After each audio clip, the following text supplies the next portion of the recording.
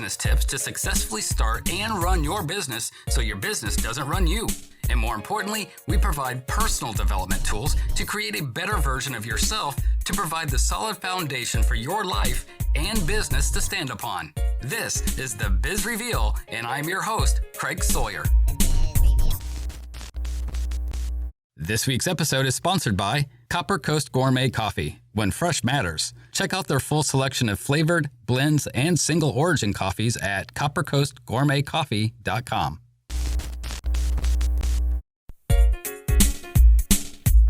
Bringing her experience with many business successes as well as business failures, Deirdre Tshien discusses the good, bad, and ugly of owning and running multiple businesses. Deirdre will share how she has helped multiple businesses reach 7 figures by focusing on buyer psychology to make products irresistibly contagious for your new customers and create an end-to-end sales funnel that converts those customers while you sleep. After the show, learn more at www.thegrowthboss.com. This is the Biz Reveal podcast with this week's guest, Deirdre Tshien.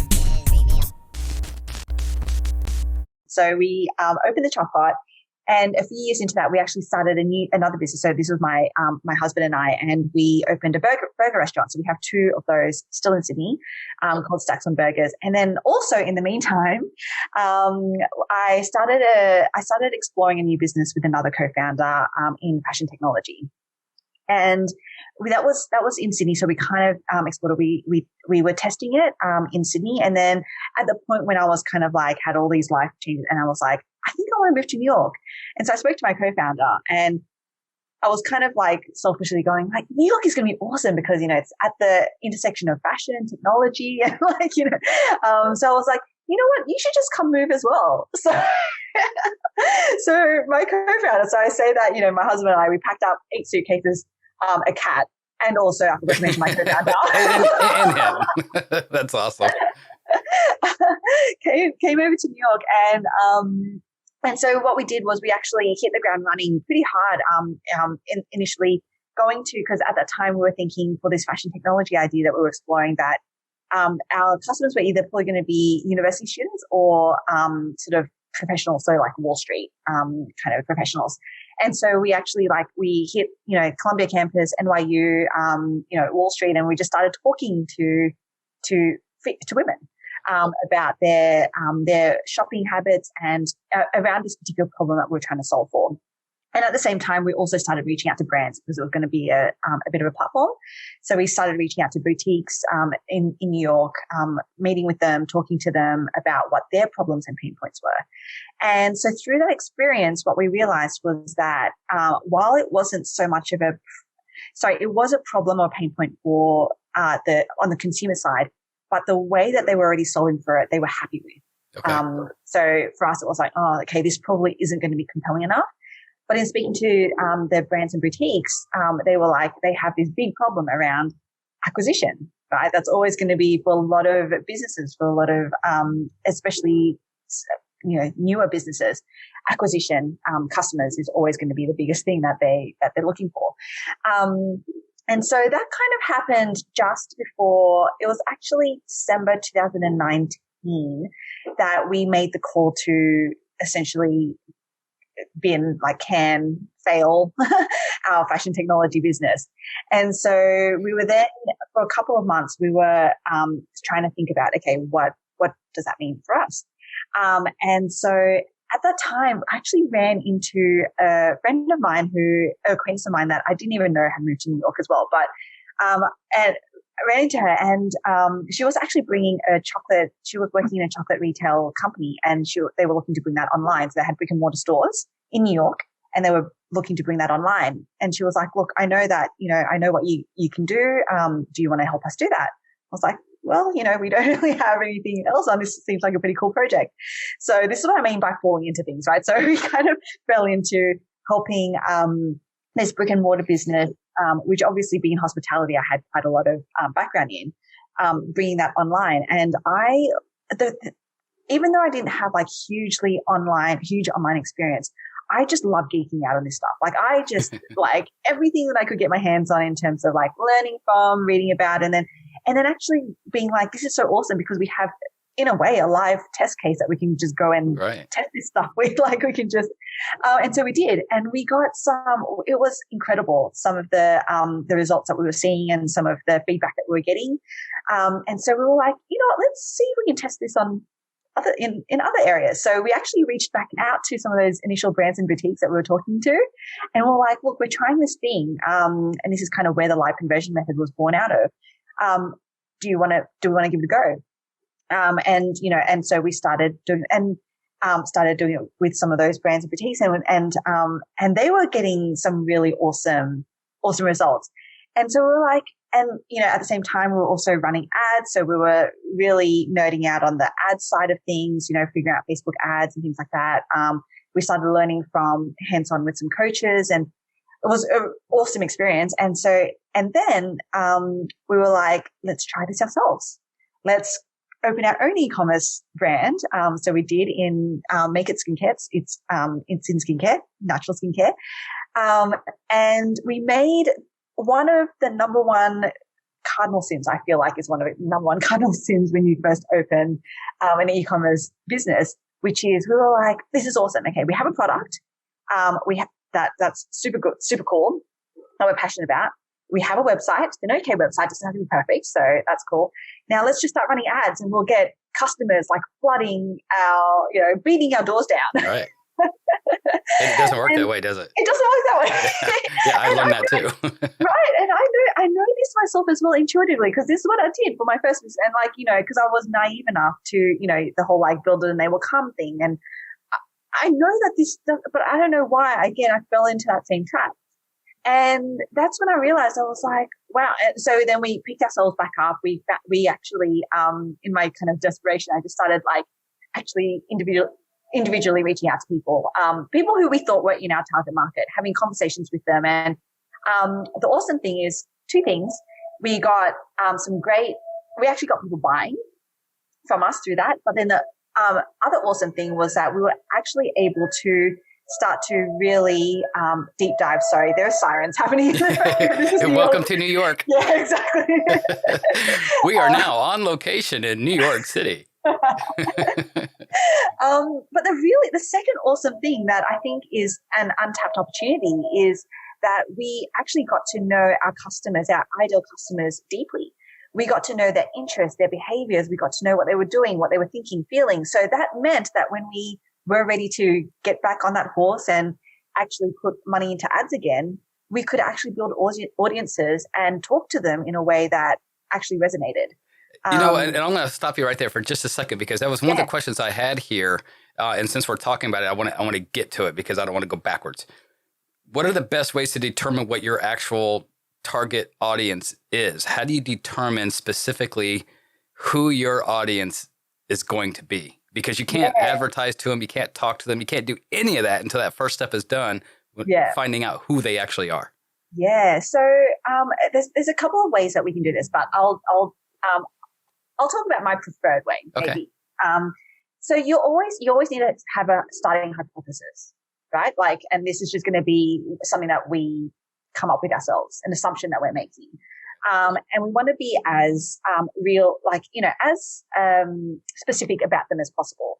So when people talk about custom avatars, it's a similar thing to that. Like who are they? Give them a name. How old are they? What are what's their psychographic profile? What are things that you think that they like? What are their interests and things like that? And generally, this isn't too hard, because when we have products or we have started business that we're passionate about, it's generally because we're trying to sell to ourselves, right? That's generally what it is. So that's something that we're interested in. Exactly. Or someone that we know is interested in, right? So generally that's our starting point. And then what we do is we try to find more of them. So that's kind of what we did even with the fashion technology business I mentioned. We were like, our starting hypothesis is university students, professionals.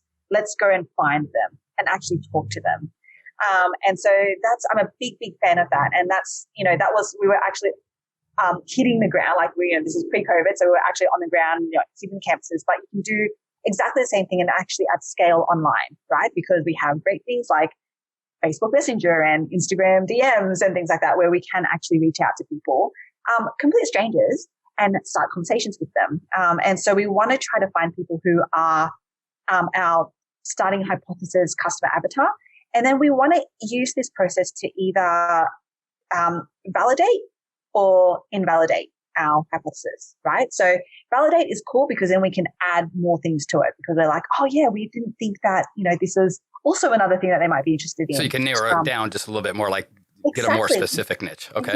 Exactly. Or you might invalidate it because you find you're having these conversations and they're actually not really responding to you or to your product or what you have to offer in a way that is positive. So then it's like, oh, okay, back to the drawing board. Like, what is it about this particular customer? Like, what is it about? What are the commonalities in the people that you've spoken to that means that actually they're not the right ideal customer? Okay.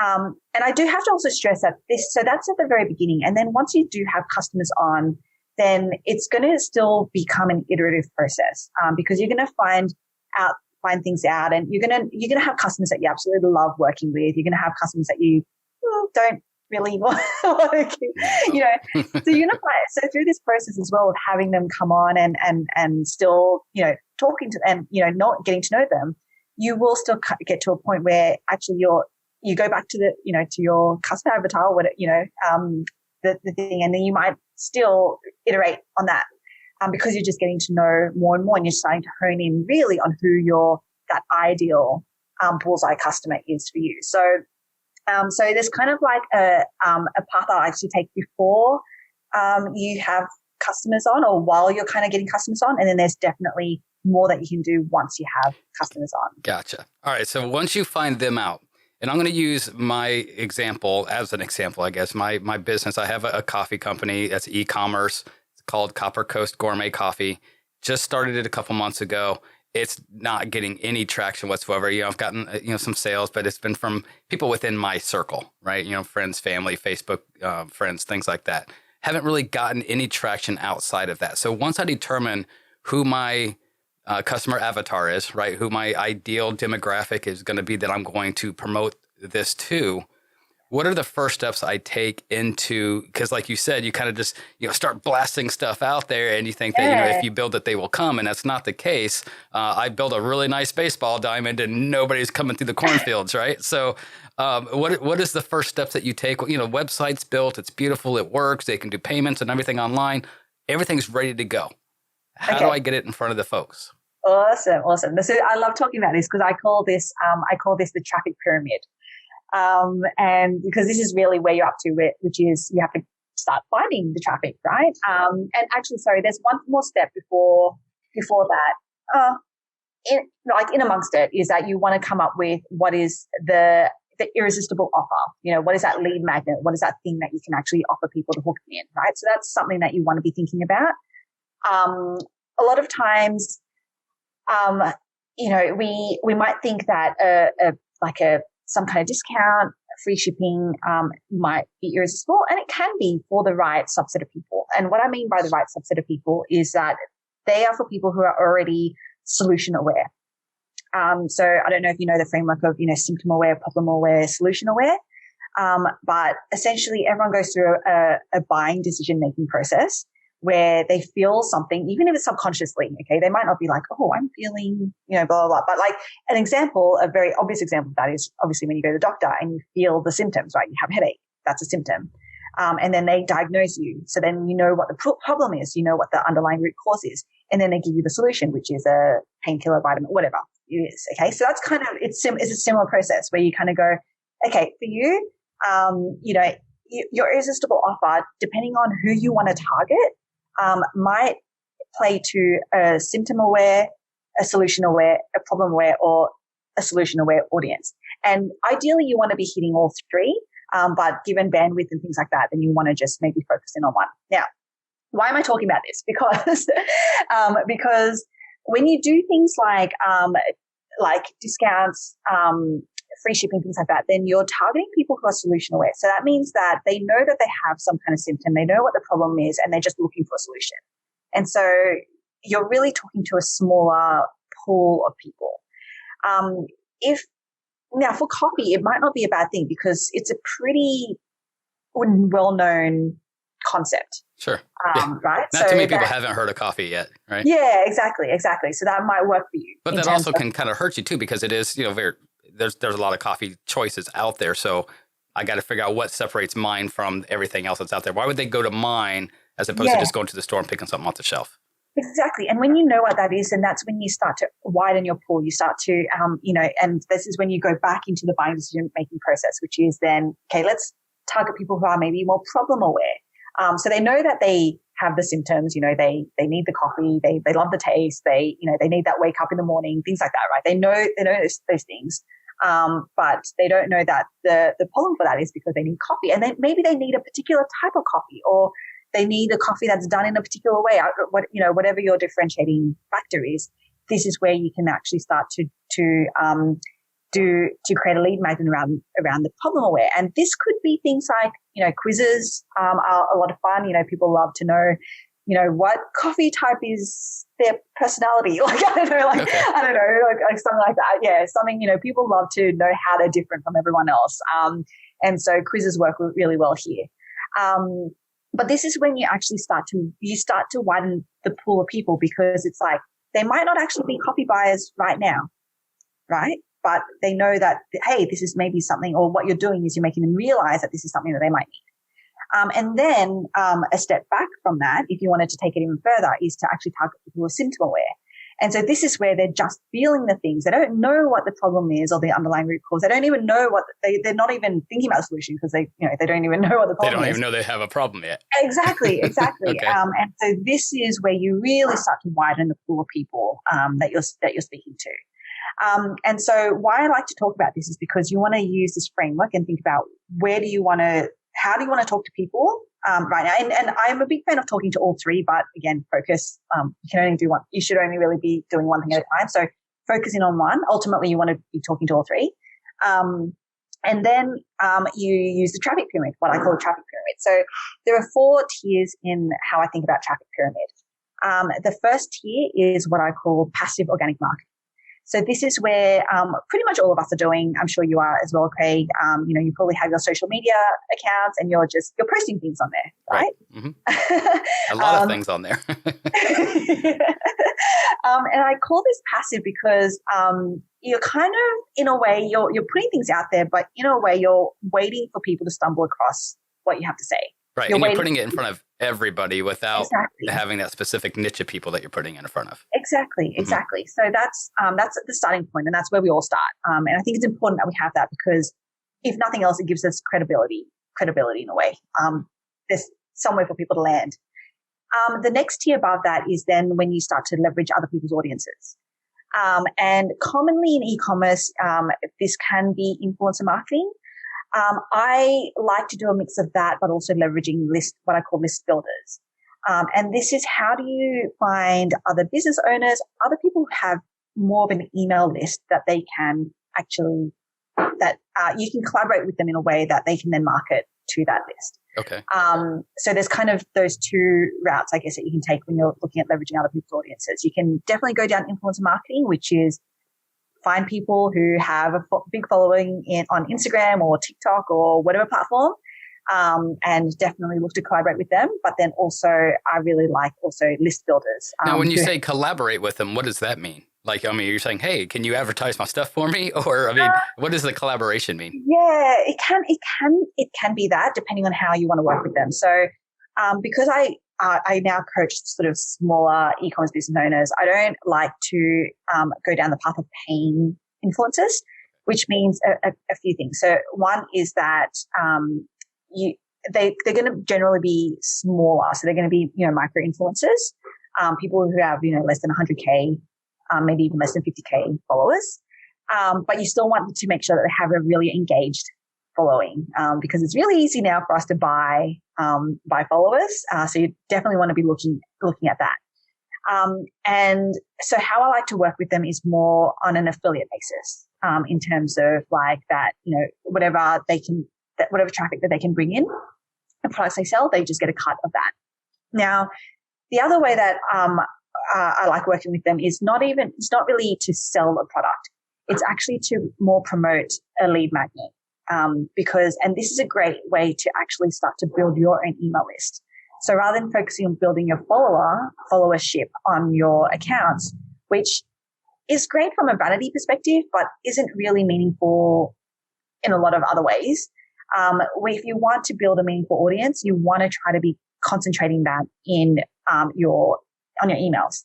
So being able to collaborate with them more on a lead magnet. So whether that's doing a joint giveaway, whether it's doing even a joint quiz, for the Chalkpot, what we used to do was we used to work with a lot of influencers, and we had this concept of a dessert of the month. And so we would actually collaborate with influencers for each month. So we would we'd be like, okay, what's a flavor profile that you like, or what's a dessert that you've liked the look of? And we'll use that as inspiration and actually create a dessert with you. Okay, so Bob the influencer, this is Bob the influencer's favorite flavor, so that's going to be the flavor this month. And then you got Tina the influencer the following month, and this is her favorite flavor, and this is what we're going to use for the... Okay. Exactly. Right. And that way they are bought in. So what we used to do in that case was like, that would be the starting point. Then we would go away, we'd tinker with it, we'd like create something, and then we'd be like, hey, come in, try it, give your feedback. And then we'd come up with the end product that we would then put on the menu and promote. And the great thing is that they felt like it was theirs. So they would promote it like nothing else. They would promote the heck out of it because they had direct input into it. And so I'm not suggesting that people go off and like start creating all new products. We were able to do that, but like, how do you take that concept and think about it a little bit differently? So how do you come up with a joint?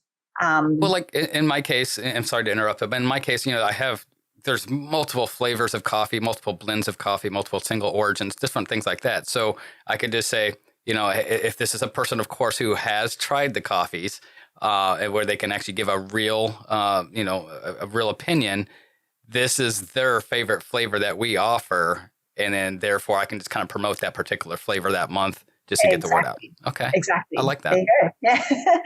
So that's kind of like leveraging other people's audiences was that second tier. And then the third tier is what I actually alluded to with our skincare business, which is what we did, is to do what I call active organic marketing.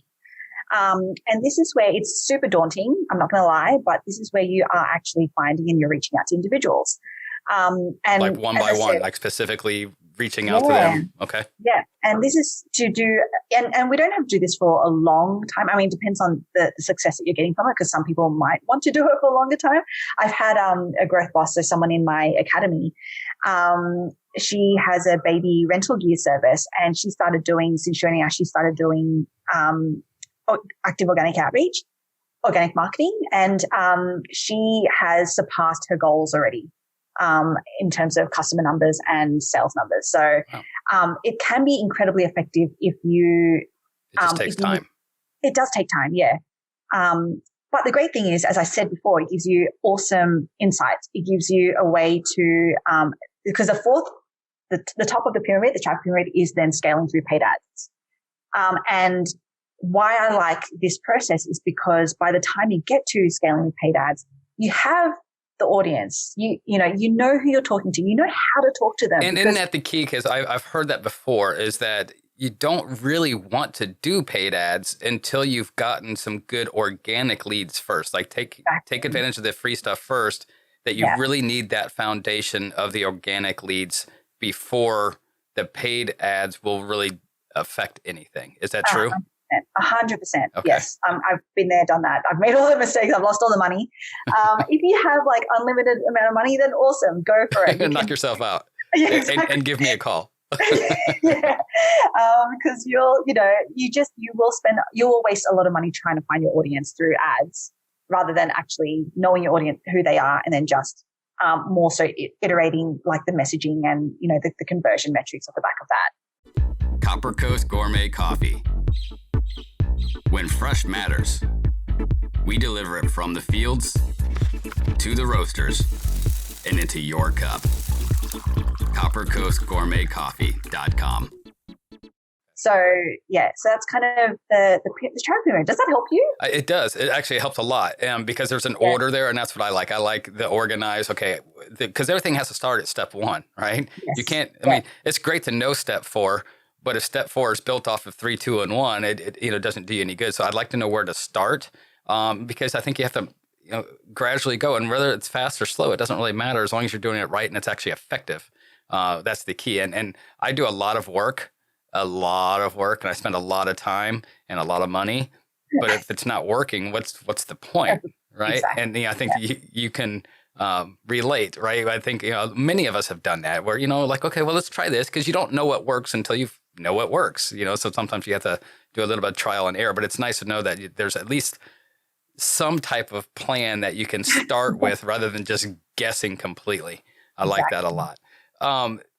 So I've asked this question many times on previous shows from different people that are specialists in like social media marketing, digital marketing, things like that. I'm going to ask you as well. And I know it's kind of a loaded question because it's hard to answer specifically, but be as specific as you can. I have the same problem that I think many, many, many people have. And that's that when I do start, I'm in front of 1,000 Facebook friends, whatever I have on there. And I'm putting these posts out. Everybody who is a friend or family member of mine on Facebook, they know what I do, right? They know I sell health insurance. They know I have the coffee business. They know I have the podcast. But yet I'm still pushing all these ads out there, all these, this little posts and stuff about it. So I'm really doing that to the same people over and over and over and over again. What is the step that you take? Let's use Facebook specifically. And I want to get into Instagram here in a second too, because I know Instagram is a little bit different. With Facebook, what is one of the best things that I can do to start growing my audience, and obviously specifically in the niches that I want, which is typically business owners and entrepreneurs?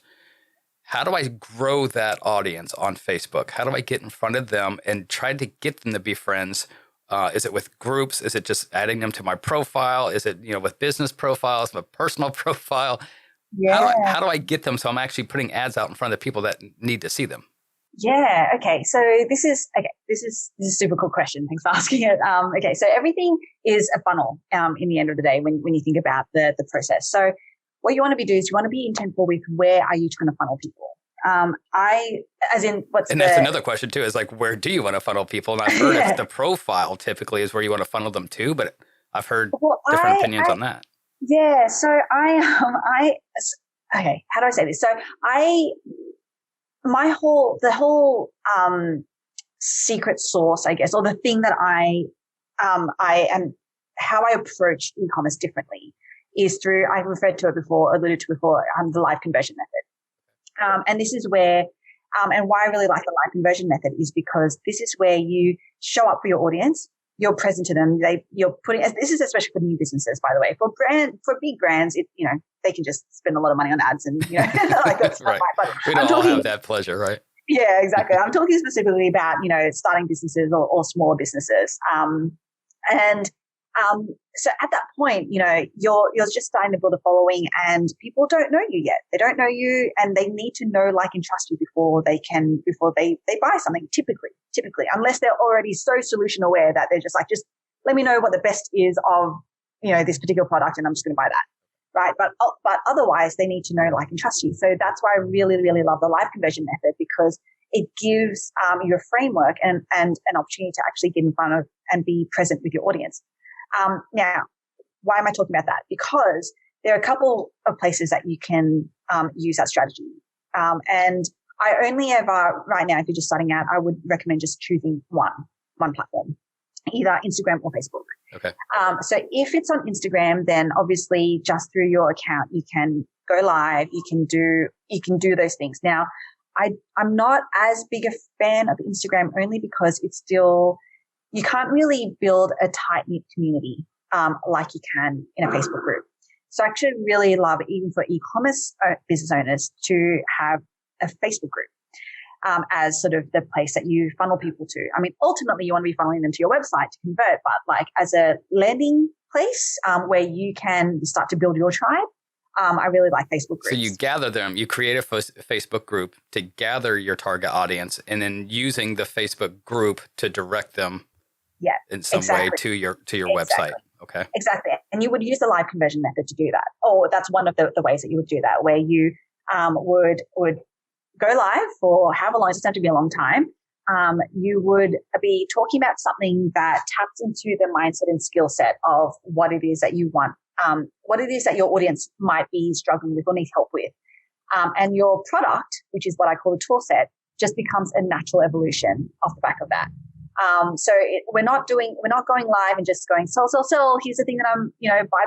Like, that's not the purpose, because again, as humans, we love buying, but we hate being sold to, right? So, so we more so want to add value by arming them with the mindset and skill set that they need. And then it's kind of like, hey, by the way, I have this awesome tool set. So is that is the best way to do that? Because in health insurance, which is something that nobody likes to talk about, right? Somebody's not going to go, ooh, great, a group for health insurance and join that, right? So, and I do have a Facebook group. It's the Entrepreneurs Lounge on Facebook. It's for, entrepreneurs, small business owners. They can mingle, like-minded people talking about, the things that all entrepreneurs and business owners have in common, the problems and, things like that, which is what the podcast is for. So the Entrepreneurs Lounge is a place for them to gather. But like you said, you don't want to go in there and just, okay, now that I got them in my group, now I'm going to sell them. You don't want to do that. So it's the best way for me to get people to be interested in what I may be interested in what I have to offer, is to continually put information out there, not necessarily on my specific product, but about my specific industry. So how I like to think about it, I actually did some training on this in my own group. So this is actually pretty fresh. But when you look at building a tribe, you want to be thinking about stepping right back from your product and thinking more holistically about what is a common goal or a purpose or something else that you can have people rally around. So for example, I had someone ask me a question as I was doing this live training, and she was like, well, I sell kids' dresses. How, do I just build a tribe around mums who love kids who look good? Right. Yeah. Exactly. And I was like, well, no, because when you think about what that does, or why do mums or parents, want to buy really nice dresses, whatever, for their kids, is because at some point they want their kids to feel confident, right? So they want their children to grow up being who they are, feeling like all of that. So it's like, can you actually build a tribe around, I don't know the name, but like confidence for kids, like targeting parents. And so then you got to dig a little deeper to a broader idea of the types of people that you need to be in front of. Exactly. And so why would they? Some creativity. It does. No, I like that though. I mean, yeah, this stuff's not easy. I'm not going to lie and say this stuff's easy. It's not. But if you want to build a true sustainable brand, that's not just, and actually I interviewed someone for my podcast recently, and he was saying he went into drop shipping and he made the exact same mistakes. It was, he had an okay website. He had a product that he loved. It was drop shipped, and he was like, I'll just run some ads. And he, in his own words, he was like, realistic. Like when I think about why I did that, it was like, I was in it to make a quick buck. And it's like, okay, cool. Yeah, you can try to do that. But now he's like, I've totally stopped that. I'm going to redo it. And now I know I have to focus on my brand and my tribe. If I can build that, the sales will come, right, and it will be sustainable sales. And I love that message because I'm like, yes, that's exactly what I preach, right? Like, if this stuff isn't easy, because if you want to build a sustainable brand that is going to actually, make an income for years and years to come for you, then there's going to be work that's going to be put into it. That's just how it works. Anyway, so the stuff's definitely not easy. So that's kind of where you want to start, and then think about what that common identity is that you can actually start to create in this group for your people. So definitely come up with like I am a ... statement. So that's kind of like how I would suggest that or recommend that you think about, that this group, this community that you're going to be building. How often should you put posts in your own group? As the admin, should be posting every day, multiple times a day, once a week. What's an appropriate time? At least once a day. Okay. At least once a day. Yeah. You're posting more as you're growing the group. I find that once a group gets to about 500 or 1,000 members, and it starts to be a little bit more organic, like they'll start putting their own posts and sharing their own things. But definitely, a sub 1,000, you kind of have to do a lot of the work, a lot of the, engagement. Because you want to give them activity to want to be part of the group and stay there and actually be active in it and interact. And that's the key. It's not just getting people to be there.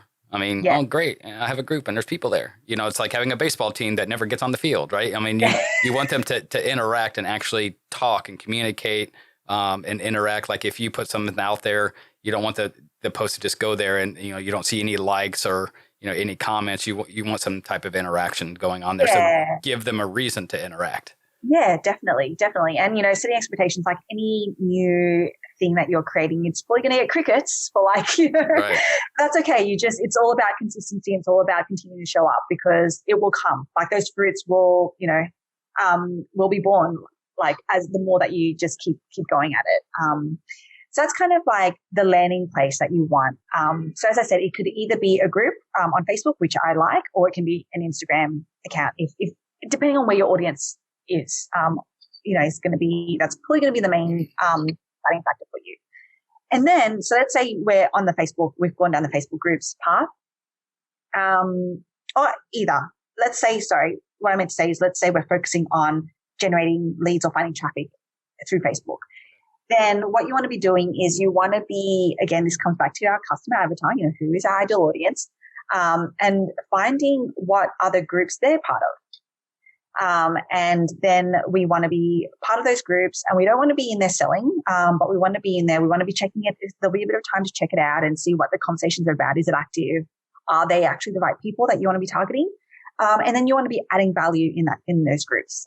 So again, don't drop links. Don't be like, hey, I'm selling this thing. Come check it out. It's like you want to just add value, in context of what that group is. And that's what the admins will actually love from you, right? They'll love you if you can add value to the group. That's that interaction that we were just talking about, but you're doing it in somebody else's group. Now, what is the overall goal of that? I mean, obviously you're adding value, you're helping people, and that's always a good thing as well. I mean, in fact, that's the primary thing.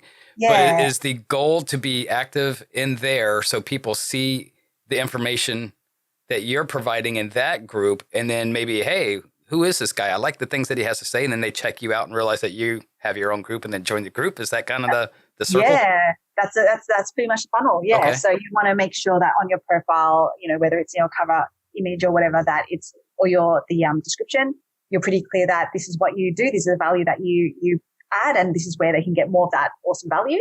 And then, they'll, it starts to funnel them. And so it can either be a group or you can funnel them to your Instagram account if that's kind of the primary place. But that's if you're using Facebook as your organic traffic source. Obviously, if you're using Instagram then as your organic traffic source, then hashtags. It's all going to be about hashtags or followers of accounts. In the same way that you might look at groups, you could look at other accounts that you think have like your ideal audience congregating there, and you can look at their follower list and then start to actually, and this is where the active organic outreach comes in. You can actually start to actively DM them as well. Add value, obviously just have a conversation, don't drop any links, and then just move it to, hey, I have this awesome group or this, or whatever it is that your lead magnet is. Would you like to check it out? And that's how you start. And again, you're not providing a link to it or anything like that. You're having a conversation, say, hey, this thought you, from the interactions that we've had on here, it just seems like you might be a good fit for something that I've got going on. Let me know if you're interested, and then maybe you can DM on the side or something like that. Exactly. Okay. So that's kind of how so I think that answered your question. I think your question was like, how do we use Facebook and Instagram to kind of and when you're doing actual posts, like actual, the selling posts, because I know a lot of what we do, should be about us, right? Just who is Craig, and what's Craig all about? Not just about what does Craig sell, but like me as a person getting interested in, the things I do. That's why, and correct me if I'm wrong, but why you'd want to do some lives here and there and kind of just show personality and things like that. But when you do an actual marketing post, like say if I want to put out, I'm releasing the new episode for the podcast. I'm, kind of letting everybody know, hey, the new episode's out. Here's what it's about. What's the difference between doing that on Facebook versus Instagram? Because from what I gather, Instagram is more video related and Facebook is more informational related? What's the difference between the two? And because from what I hear, you shouldn't really post the same thing on Instagram that you post, like don't cross post. I don't know if I quite agree with that all the time. And to be honest, I wouldn't tie myself in knots over it. To be honest, Okay. like ultimately, it comes back to sort of like, because the platforms, so Facebook and Instagram are what I call create demand platforms. And they create demand platforms because people don't really go, sorry, I know I'm doing a lot of frameworks and a lot of words at you. No, go right ahead. I mean, just speak the way you speak. That's all right. Yeah, so basically the way that we look at platforms is that there are two types. There's create demand and there's meet demand platforms. Meet demand platforms are generally keyword or search driven, like the Google, YouTube, Pinterest, because people go on there with an intention, right? They're like, I'm looking for this thing, I'm going to search it. And you're there to meet that demand. So that's one type of platform. Now, Facebook, Instagram, TikTok, etc., are because by the nature of the fact that they're discovery platforms, they are what we call create demand platforms, which means that you have to create your own demand. And how you do that is fundamentally through two things, which is having what we call scroll stopping creative. So whether that's a video or an image or something, the idea is that you need to stop the scroll. And then by having copy that will actually hook and want them knowing more. Will actually hook them and want them knowing more, right? That's regardless of what platform you're on. In terms of discovery platforms, like you kind of need those two things.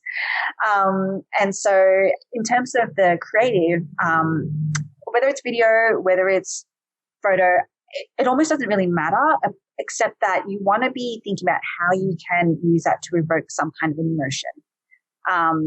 Stop the scroll and then use it to evoke some kind of emotion, because that is actually what compels people to take action all the time. So when people say, I need to be talking about myself, and, yes, you do, but it has to be in context.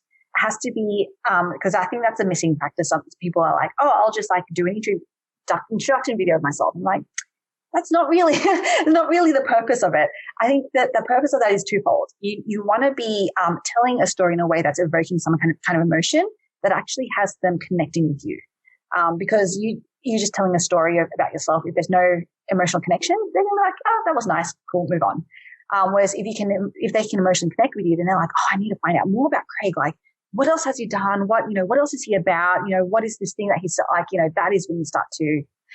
So that's one part. And then the second part is then how do you talk about yourself, but in the context of them? So this is, and we talk about the hero here a lot. Are you the hero or are they the hero? And how I always tell my clients to think about it is that they are the hero, okay? Because again, everyone is always going to be the hero of their own story. So our job as a marketer, as a brand, is to ensure that they feel that, they are the hero of their own story and we are just their guides, right? We are just guiding them along a path. Whatever path that they're on, we are there helping them. And so we want to share our story, yes, but in the context of where they are now and how therefore we can help them. Relating to them, not just throwing your story out there, but relating to them and their story. Exactly.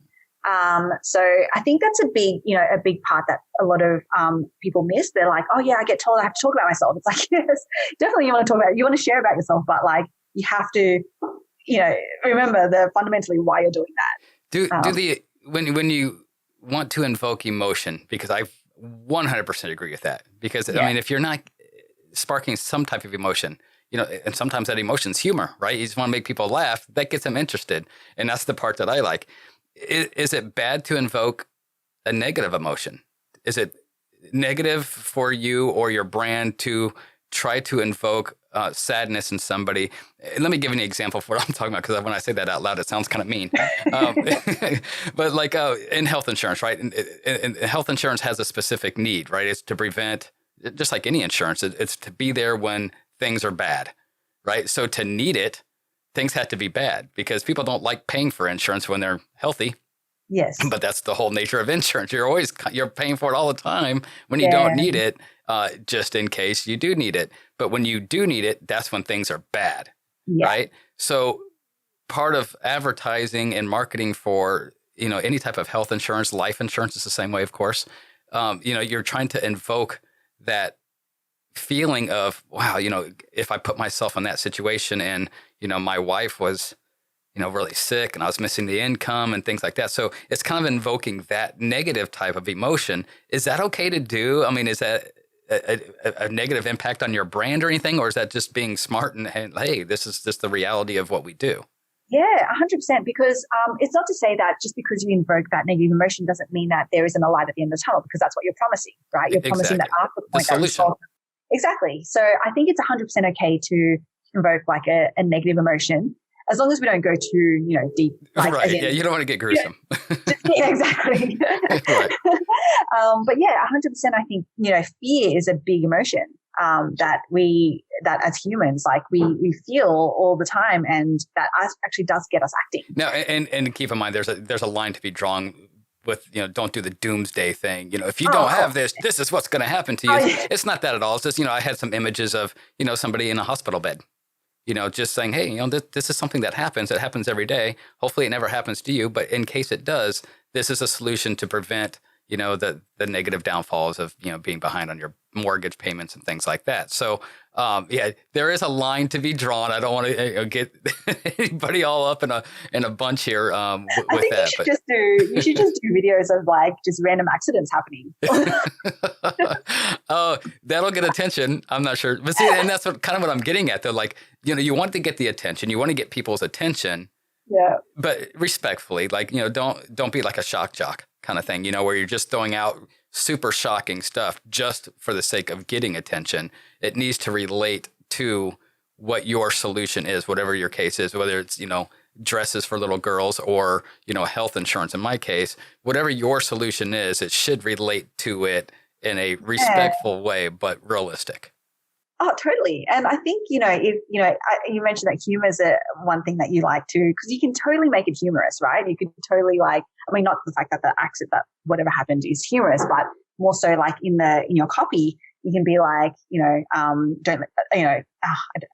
I'm not. It's hard to be funny on demand, right? Yeah, it totally is. But, you could relate it in some way to like, hey, don't wait for this to happen to you kind of thing. But in a humorous way. And so that's probably a way that you can kind of almost like bring it up a bit. So they impacted by that, like stop the scroll, like, oh my God, what's just happened? But then you're actually, uplifting it by your copy and your content to say, and being funny around it. And while we're talking about that, because we only have a few more minutes here, but while we're talking about like the stop the scroll, I just like that phrase, stop the scroll, because that's what we do. Scroll, right? And I need to pay more attention to what it is that I stop for, because that it's obviously something that works. Yes. What is there like some type of standard or like a video length? If you have a video that's on your post, should it be 5 seconds, 10 seconds? Is it a 30-second commercial? Is it a minute? Or obviously the text is going to be a determination too, but that's going to be so variant on what it is that you do. But what are some tips on stopping the scroll, if you have any? What are some tips? Okay, so and it's what came to mind was like, are we talking about from an ad perspective or from a post perspective?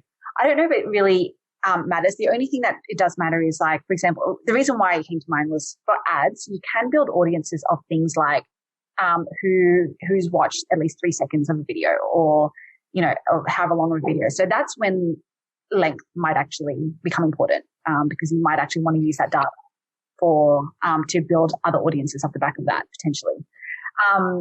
But other than that, there's really no right or wrong. I mean, obviously you don't want it to be going too long, because you want it to be obviously, you just want that attention getter to be at the very beginning. If you have a video, you want the attention to be gotten in that first second or two, because people are scrolling. Exactly. So don't have like a slow intro and then something shocking 30 seconds later, because most people have already scrolled past it. Exactly. Okay. Exactly. Yeah. And I was just going to add in terms of other tips, obviously bright colors, like definitely see what makes you stop, but generally it's going to be like things like bright colors, things like whether it's like a yellow or like a lime green or like a bright blue, generally like that tealy, like that really bright, bright colors is probably usually going to be what stop the scroll. Memes sometimes works really well, because you have the big text and people are like, oh, I wonder what, like, I don't know why we just have this thing. We need to know what that says. So that can. And that's another thing too, because on Facebook you can do that. Like if it's short enough, they have those backgrounds that you can use. It might be bright blue, bright green, whatever the case is. And then your text is in the middle of it. And one of the things that, now that I was thinking about it after I said that a second ago, one of the things that makes me stop is questions. When I read a question on there, have you, how many times have, whatever the case is, a question, because it does make you stop and kind of think. Yes. If, obviously if it relates to you, if it's, have you ever thought about how long your dress is? I'm not going to, I don't think about that anymore. But like if it's a question that's short enough that you can read it pretty quickly as you're scrolling, and big enough, not just that small regular text that's going to be up there, but if you put it on one of those big picture type meme looking things, then that makes me stop scrolling too. There you go. Awesome. Deirdre, that's our time for today. Thank you so much. That was fun. And we even got a little bit of background noise with New York City, which made me feel like I was there. I actually shivered. I got a little cold there for a minute. If you wouldn't mind, take a couple seconds here, tell the listeners how they can reach out to you, name your businesses, throw that stuff out there. If you have a podcast, a book, businesses, whatever, throw that out there. Let people know how they can get a hold of you.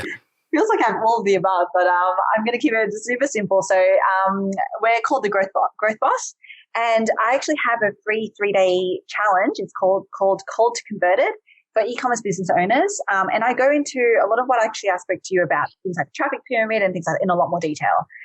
So it's completely free, 3-day challenge. So if anyone's interested, sign up for that. It's at www.thegrowthboss.com/challenge. Awesome. Thank you so much. I wrote that down as well. And I'll include that in the show notes when we release the episode. So thank you so much for joining me this morning. I appreciate it. I had a great time. Yeah, I did too. Thanks so much for having me on, Craig. Thank you for joining us this week. Go to our website at thebizreveal.com to catch all of our past episodes. We're available on all podcast apps, or you can watch any of our episodes on the Biz Reveal YouTube channel. I'm Craig Sawyer, and this is the Biz Reveal. Till next time.